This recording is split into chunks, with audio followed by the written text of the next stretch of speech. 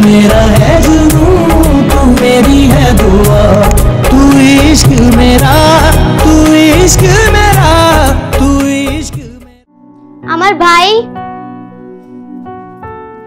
चले ना भाई, डॉक्टर के पास चलते हैं। अच्छा 5 मिनट को चलते।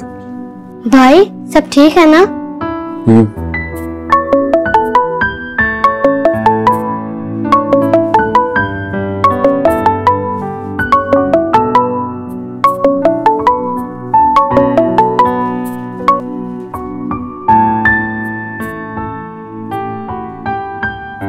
हेलो, कैसे हैं आप?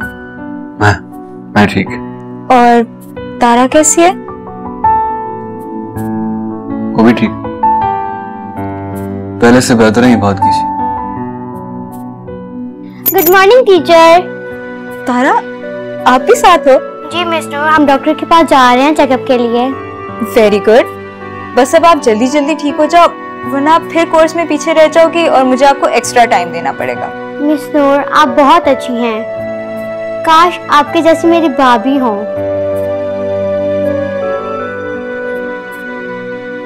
क्या मतलब?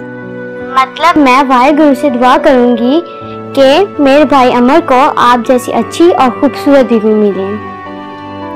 आमीन। ओके बाय मिस नूर, मुझे डॉक्टर के पास जाना है भाई को लेकर। सत श्री अकाल। तेरी जबान में ज्यादा लंबी नहीं, छोटी। भाई छोड़े चले आए डॉक्टर के पास। चल।